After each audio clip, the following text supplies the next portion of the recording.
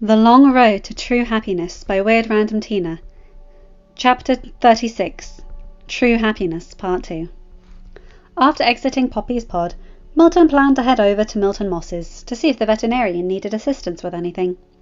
The turquoise troll crossed paths with a troll he'd seen before but never formally met.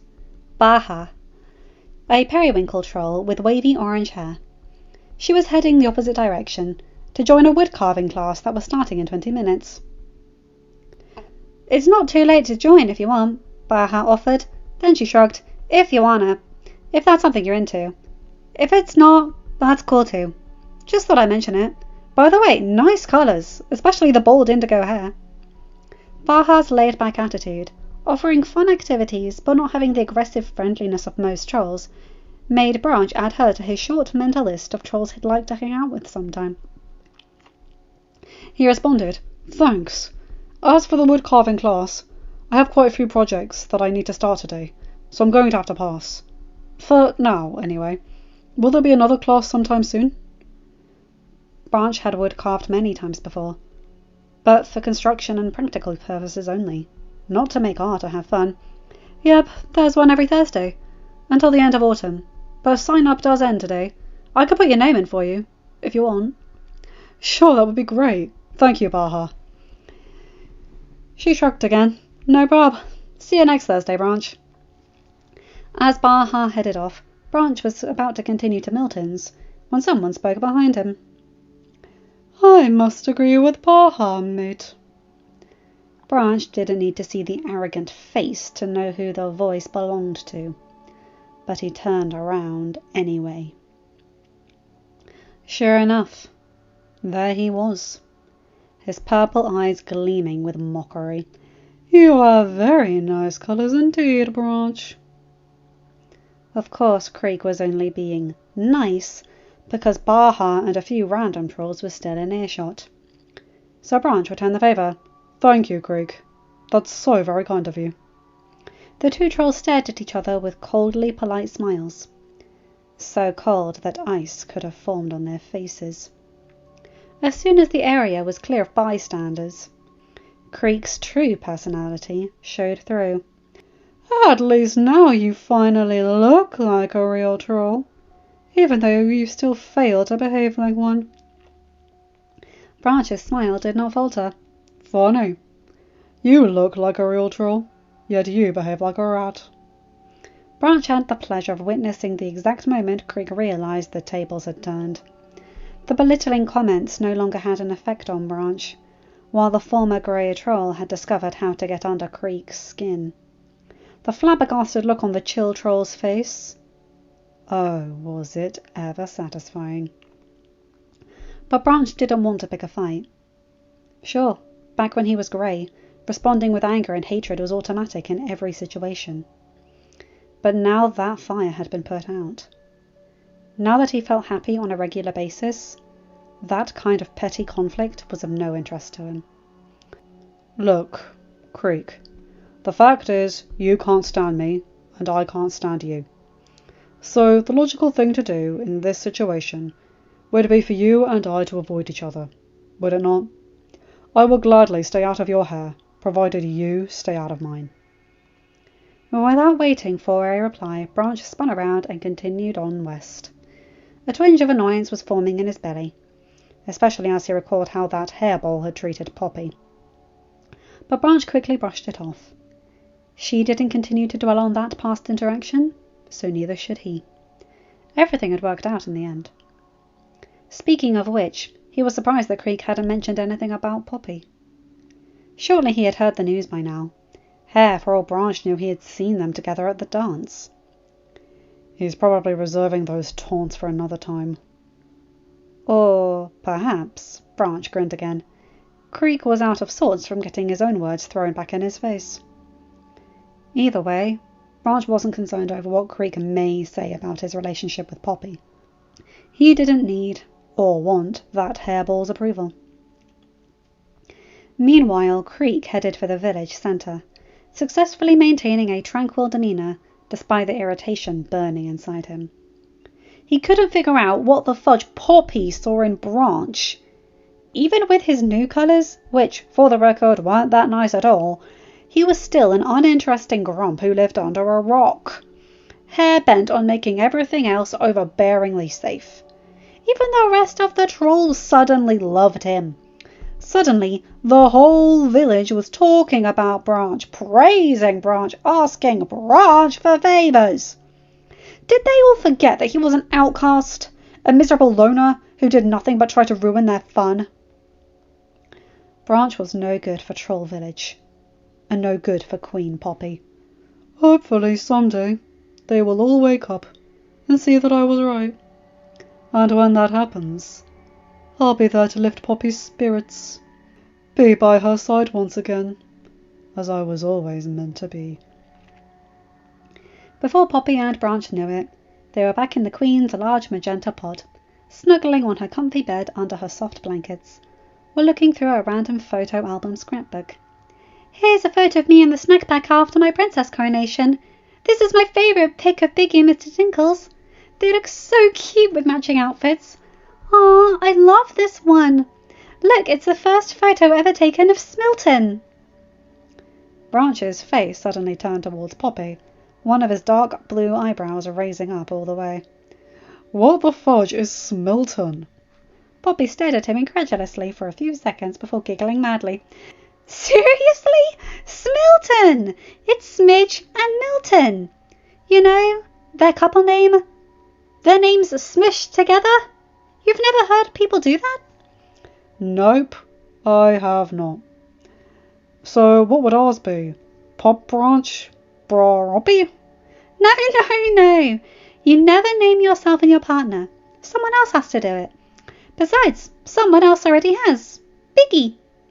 So our name is Broppy. Branch's predictable expression amused Poppy, as did his follow-up disapproval. Broppy? That sounds so weird. Most couple names do. I mean, it's not like Smilton is music to the ears.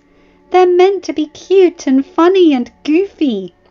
Oh, quit with the fake glare. You know you love it. Branch's features softened. The turquoise arm around Poppy pulled her closer. I love that it means you and I are together. He gave a quick kiss on the cheek and then added, but the name itself is quite dorky.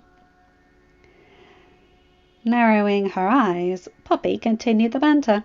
So, in your opinion, what is dorkier, Broppy or Branchifer? Branch scoffed, nuzzling his cheek against hers. I'd say it's a tie. After a moment of silence, before he asked her a question this time. So what am I supposed to call you that corresponds with Branchifer? Poppifer?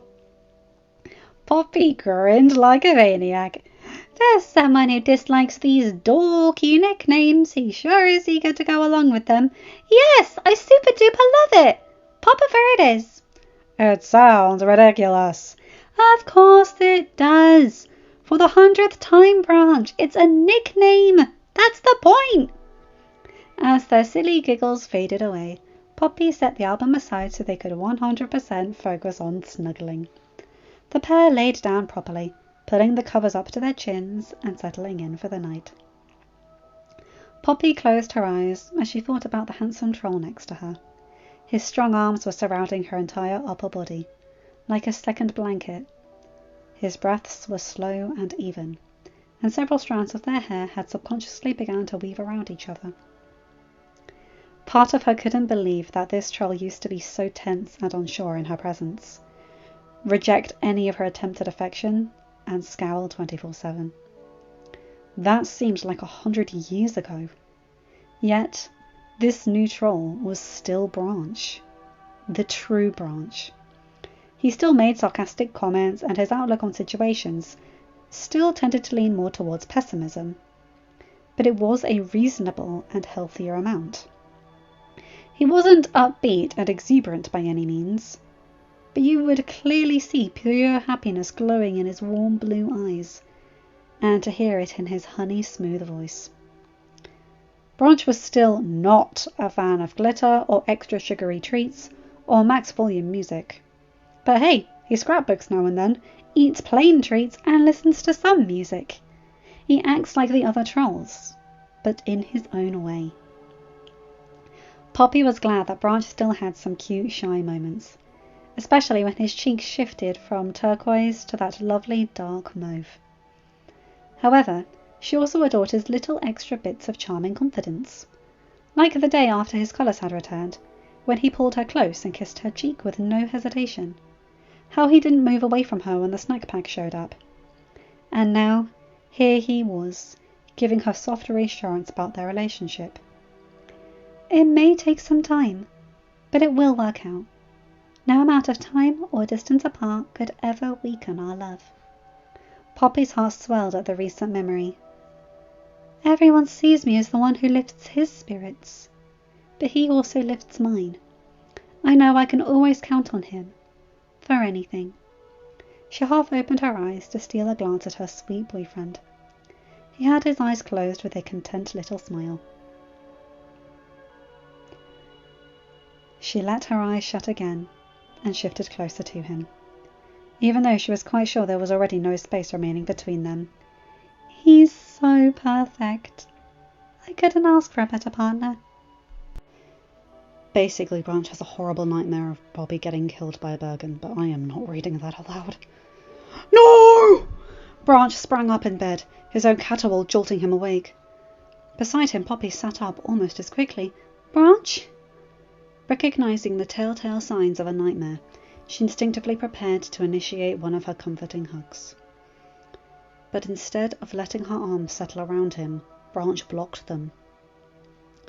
Poppy was still a bit fuzzy from sleep and confused at first, wondering why he was holding her arms away from him and preventing her from hugging them. But then she realized what he was doing. He wasn't rejecting her affection. While his wide eyes frantically searched her from hair to toe, some of Branch's stammered mumbles formed words. You okay? Not hurt. It wasn't. He must have had a dream about me being in danger, Poppy concluded, and his mind is still partly trapped in the dream. Branch, hey, I'm okay. I'm not hurt. See? Look. No injuries whatsoever. I'm totally fine. Everything is fine. No! The tremble in his voice. Branch's tone was firm. Everything is not fine. Look at me! He let go of her arms to gesture to himself. The initial fear seemed to have passed, and even though his eyes were watering, he did not appear upset.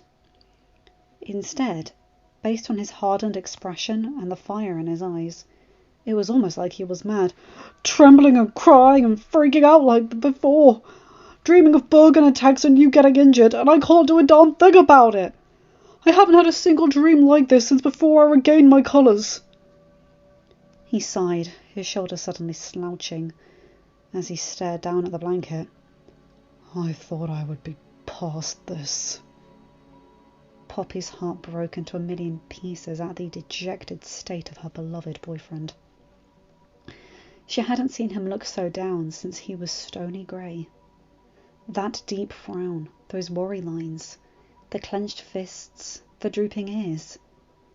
His eyes were still bright blue, thank Trollness, but their friendly warmth was gone. Other than the colours, he looked just like when he was stony grey. The Pink Queen put one arm around Branch. This time he didn't resist, so her other arm joined in. She could feel the tenseness of his muscles, his heavy breathing, the pounding of his heart. Oh, how she wished she could just make his pain disappear, like a magic act at the theatre, kiss it better like she would a trolling who scraped their knee. Poppy took a deep breath. Branch, sweetie. She spoke softly and offered him a soothing smile. Just because your full colours have reappeared in a split second doesn't mean a switch was flipped inside. It doesn't mean your traumatic memories are suddenly just to be forgotten. Of course, something that major is still going to affect you, even though you're happy now. Those things will stay with you for a long time, maybe forever. Branch's frown increased at the thought of dealing with his past endlessly, but Poppy swiftly amended. But it'll get better. You know it will. And it has already, right? You've been having fewer bad dreams for a while now, haven't you? He gave a little nod. Yeah, that's true. That's true. To Poppy's relief, Branch brightened up a bit. At the same time, that relief was dampened by the troubled look that still lingered in his eyes. Branch turned his upper body to properly hug her, with her face buried over his shoulder and out of sight. Poppy was able to drop her forced smile, hoping her calm act was enough to hide her inner nerves. The cold dismay in his eyes, that fear and sadness. She couldn't let him see the extent of her concern. She didn't need him to worry about her worrying over him.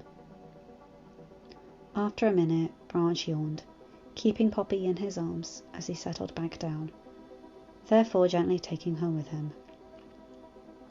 They rested onto their pillows face to face, their noses lightly touching. Branch closed his eyes immediately, and within a minute or two he was sound asleep. But Poppy wasn't. She remained wide awake, not even attempting to close her eyes. Instead, she was watching Branch as he slept, not the romantic way of admiring his handsomeness, or thinking about her love for him. Instead, Poppy couldn't stop recalling the way his face had looked a few minutes ago. Even with his eyes closed, their deep distress was still haunting her. So she studied Branch very carefully, scrutinizing his features over and over. His mouth was a perfectly straight line. No frown, but no content little smile either. He didn't appear tense anymore, though his eyebrows were still slightly furrowed. He wasn't restless, though he did twitch once. Most importantly, his thick hair, though dark, was indigo blue, while his skin, though slightly muted, was a nice blue-green. Both were still visible in the darkness, deep blue and turquoise, softly glowing. Yet Poppy continued to observe, scanning and re-scanning and triple-checking for the teeniest change in Branch's appearance. She told herself everything was fine, but a little voice in the back of her head kept stirring about. But what if? She was wary to close her eyes, in case, when she opened them, she would see something that was different, and not a good different. But eventually the Queen's tiredness got the better of her, and her concern gradually faded until she drifted off to sleep. Branch thought he heard someone say his name. He let out a little noise halfway between a huff and a groan, but kept his eyes shut, sleep still trying to drag him back under. He heard it again, clearer this time. Branch? A soft, angelic voice, plus someone gently gripping his shoulder. He peeked his eyes open to find a blur of pink. Allowing his sight to focus, he finally recognized Poppy, sitting beside him in the bed, gently shaking him awake. Branch? He mumbled something similar to, "Good morning." Poppy smiled. There's my Branchifer. He gave a lazy chuckle, and she continued. Sorry to wake you up so early, but I have to leave early, and I wanted you to eat your breakfast while it's fresh. She scampered over to the kitchen, Branch sitting stiffly up, trying to wrap his head around what was going on. It was too early for his brain, or body, to function. Breakfast? Yep. Poppy returned with a tray of food, and plopped it down into his lap. Breakfast in bed, to be exact. He looked down at the meal, A steaming cup of coffee, a carrot muffin that was so fresh it was still warm, a small bowl of cereal, and some apple slices arranged into a heart shape. Poppy knew what would come next, so she said it for him. "Let me guess. This is so kind of you, Poppy, but you should have not gone through all this trouble for me." Branch chuckled again. "Yeah, that about sums it up." "Well, too bad. I wanted you to have a nice breakfast." As Poppy settled in beside him, he asked her, "I take it you've already eaten?" "Yeah, I had a couple of muffins and some cereal too. Now it's your turn." Branch was still feeling guilty about being spoiled like this, but at the same time the smell of the food was making his stomach grumble, and he was in desperate need of his daily dose of coffee. After a few sips and several bites, he was able to get his thoughts together. "Poppy, I didn't get the chance to say thank you last night, so thank you for being there for me. Again. You always know exactly what to say to lift my spirits." Poppy smiled at his words, but after a few seconds, she could feel the corners of her mouth starting to droop. It was enough for Branch to notice. He paused with an apple slice halfway up to his mouth.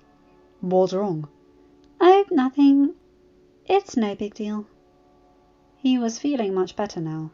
She didn't need to stir things up and make him feel down again. Branch set down the apple slice and crossed his arms. "Poppy."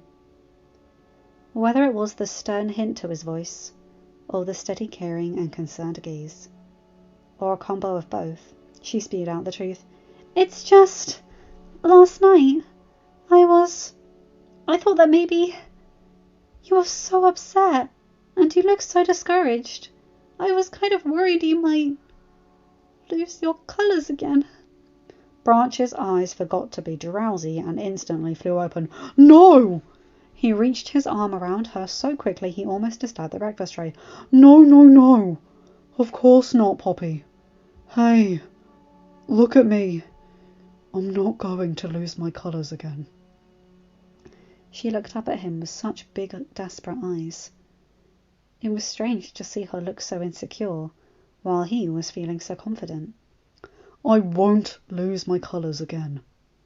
I still have some off days, yes, and if I experience a particularly bad day, my colours may even fade a bit, but I'll never go fully grey again. I can feel it in my heart, that cold, deep darkness dragging me down. It's no longer there. Because you, Queen Poppy, have shown me what it means to be truly happy. How to look on the bright side and see the best in everything.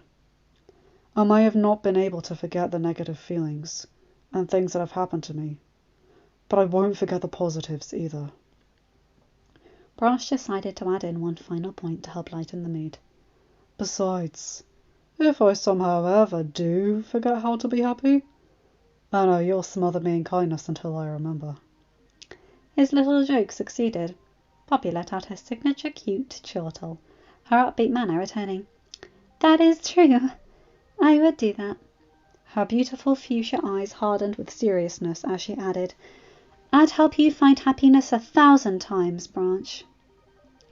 It sounded like an exaggeration, but he knew that coming from Poppy, it was the truth. For a minute, the two trolls sat quietly together on the bed, Branch's arm still partly around Poppy. He resumed eating his apple slice, then fed a small one to her. After a bite of cereal, Branch murmured, "I'm sorry about last night. I feel really bad." "Branch!" Poppy shook her head fondly. "You do not have to apologize for waking me up." "But it was more than that. It's one thing for me to disturb your sleep and need your comfort, but this time, I really worried you.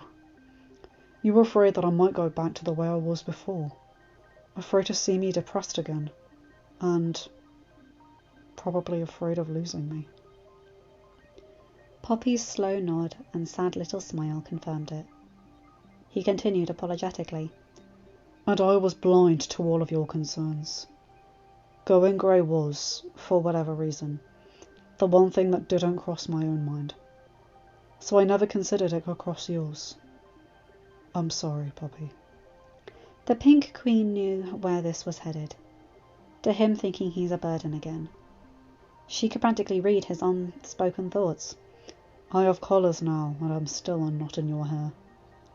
Poppy quickly replied, Please don't apologise, Branch. You didn't see my concern because I was trying really hard to hide it, so you wouldn't feel worse than you already did. She placed her hand on his cheek. I was worried about you, Branch, because I love you. And I know if the roles were reversed, you'd be worrying about me just as much. Branch nodded, his eyes brightening as her words sank in. I would. I guess I was expecting the nightmares would go away now that I feel better. But you were right. Gaining my colours doesn't suddenly erase my past. But at least now, I'm able to deal with the occasional negative emotion, and I know how to recover from any nightmares that do happen. Poppy smiled and pulled him into a side hug, remembering at the last second to avoid upsetting the food tray. He hugged her with one arm, leaving the other free to continue eating his breakfast. She never wanted her sweet boyfriend to feel upset ever again. But the fact is, he will. Not might, he will. Having bad days and feeling down from time to time is a part of life, especially Branch's life. But he's learning how to live with it. And now, he has her to help him through the rough patches. With only a few bites left, Branch insisted, At least let me help you clean up. Poppy purposefully thought about it for much longer than necessary. Oh, all right, I'll allow it. Once both trolls were in the kitchen, Poppy then began to happily hum a soothing tune. Another one he quickly recognised. Branch chuckled to himself.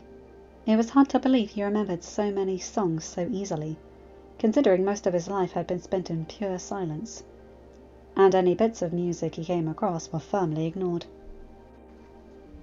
Yet one hint of an old song would enter his ears, and its lyrics would instantly flood back into his mind.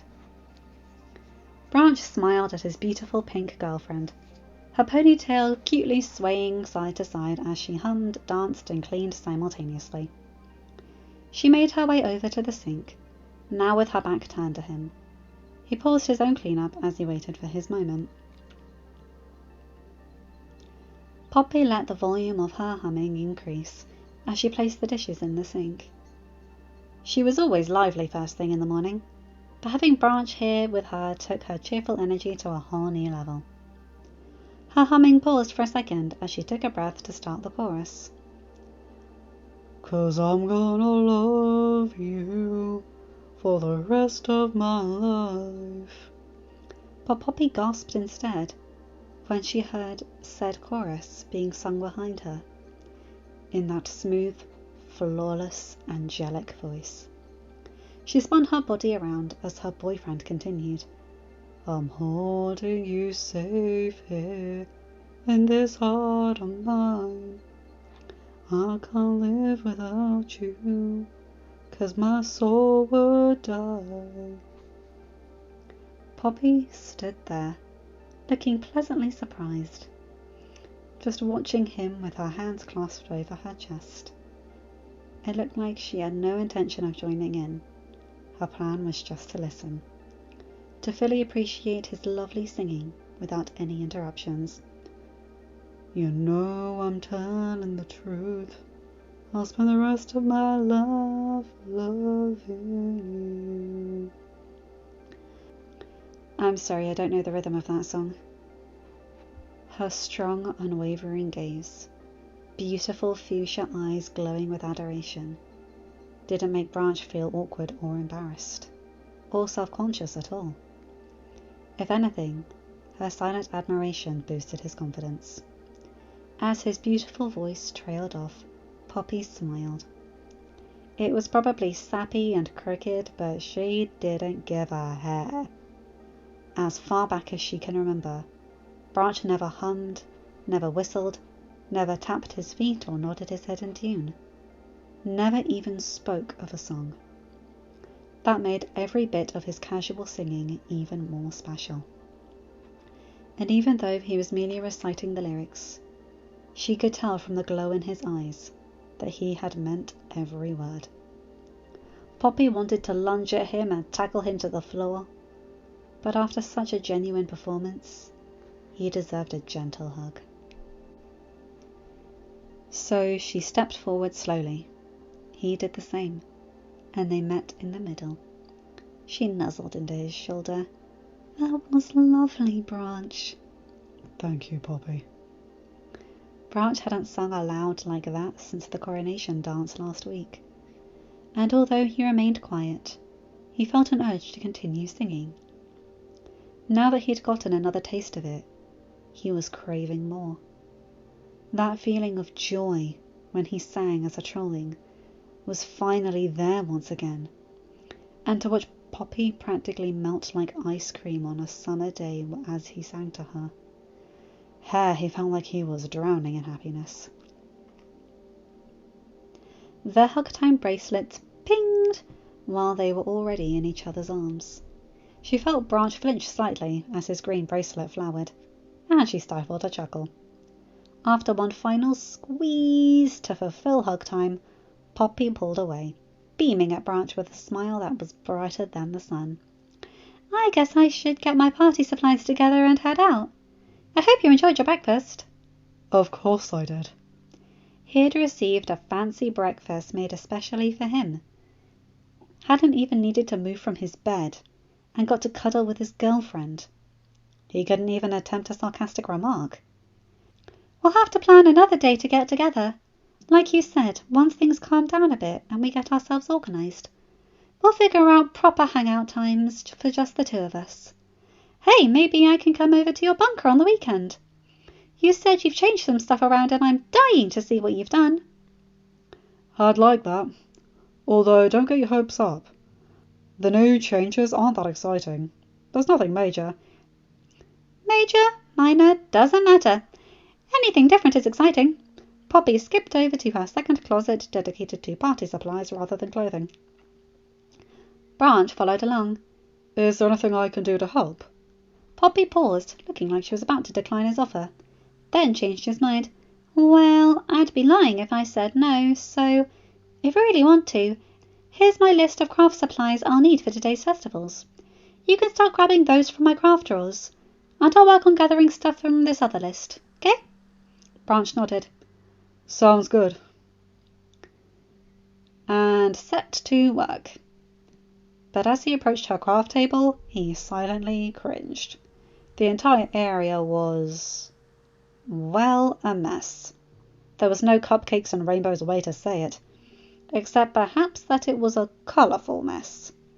He didn't want to judge too harshly. His organisation standards were much higher than most trolls, and even Poppy was never this untidy, so chances were she hadn't had the time to properly clean up.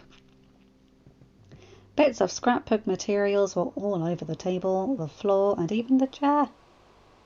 If Branch didn't know any better, he'd think a Puffalo got into a pod and went on a rampage. Piles of papers were crudely stacked in disarray.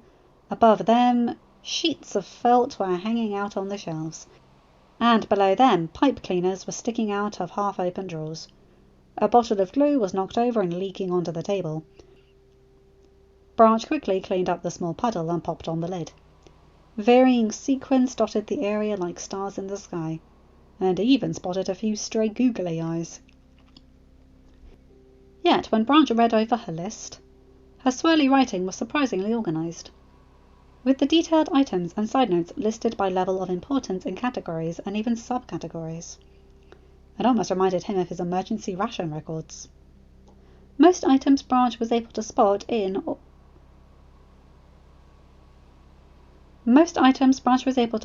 or dig out of the mess after a few seconds, or find by opening 2 or 3 random drawers.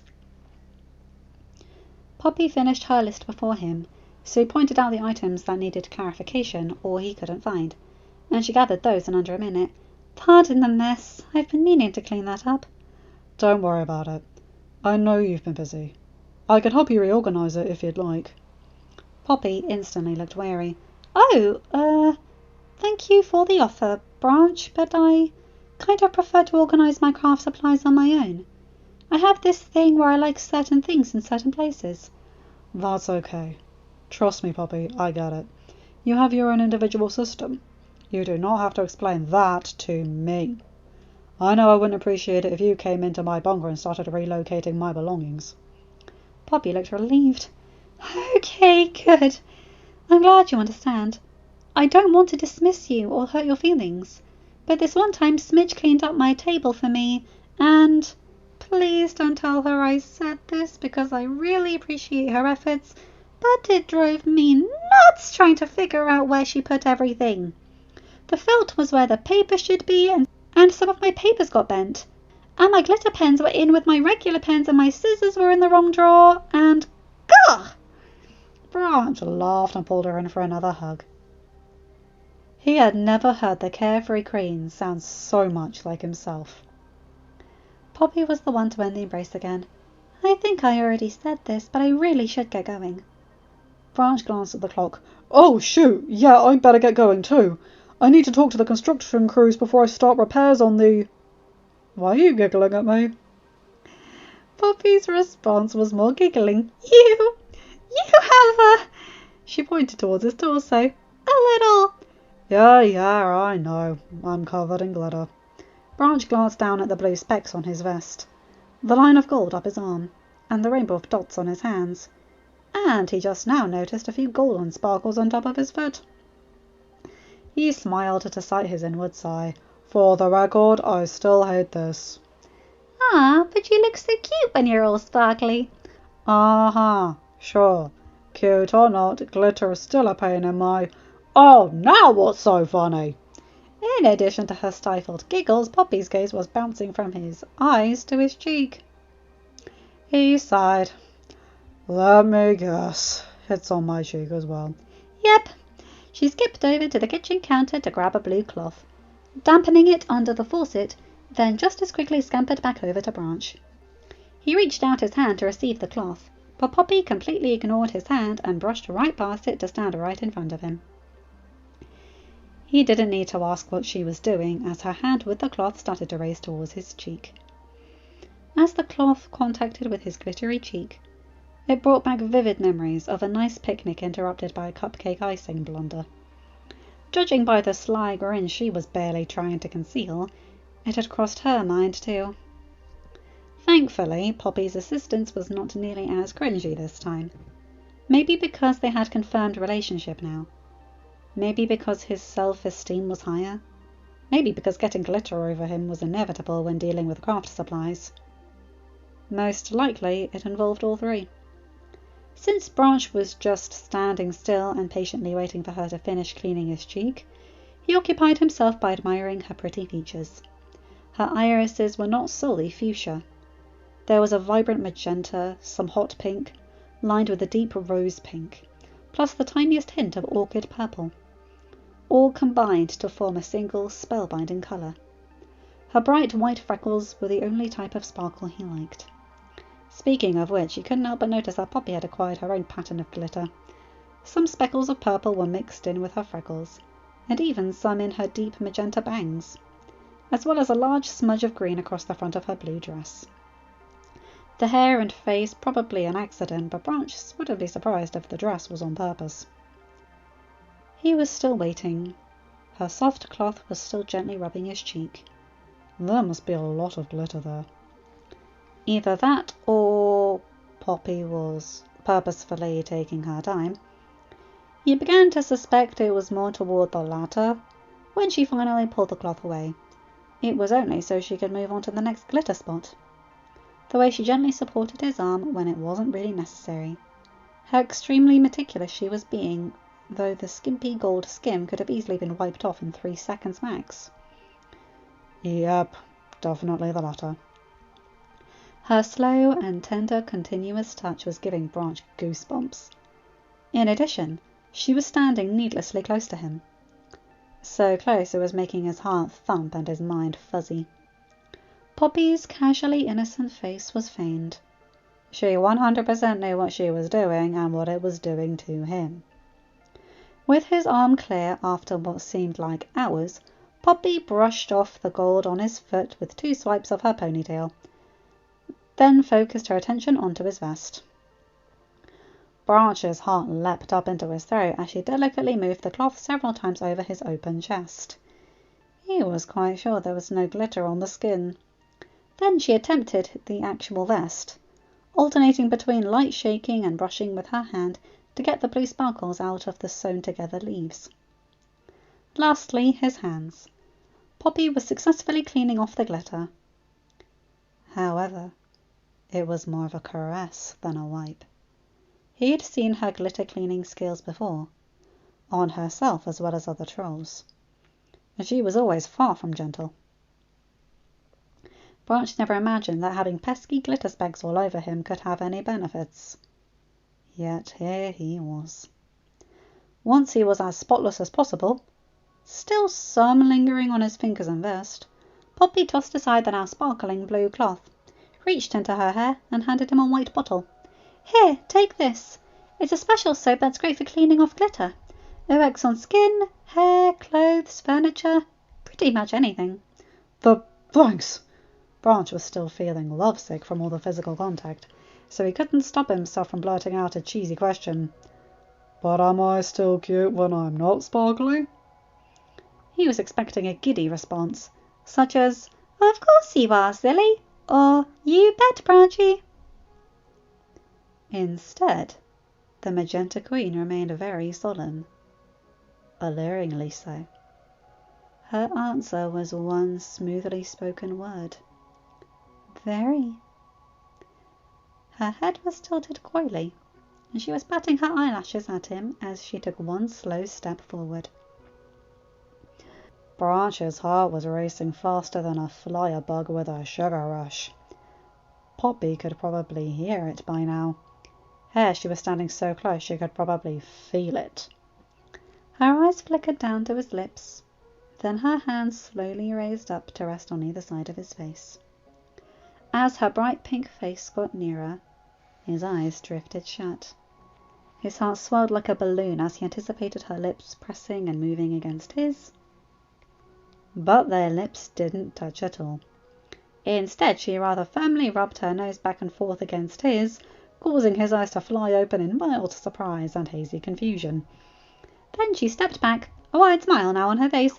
"See, a branch of her!" And just like that, Poppy grabbed her supplies and turned towards the door to leave. Branch whined, "Hey, no kiss!" He didn't receive an answer, merely a teasing wink and a mischievous giggle before she practically sprinted out of the door. He crossed his arms lovingly and sighed as she disappeared. His girlfriend had practically tortured him with indirect affection and then left him on a severe cliffhanger. "Oh, I'll get her back," Branch silently vowed. "If Poppy thinks I'll let this go, she's got another thing coming."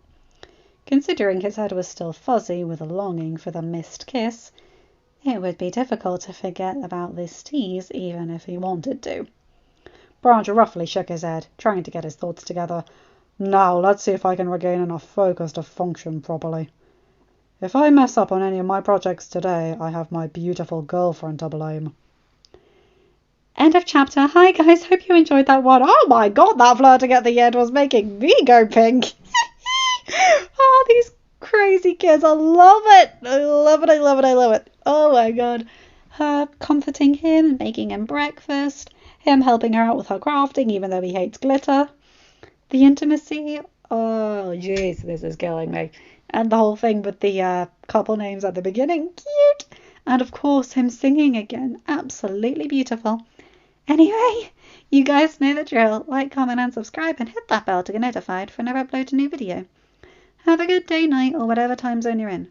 Bye my guys, gals and non-binary pals. I'll see you in another video. Take care.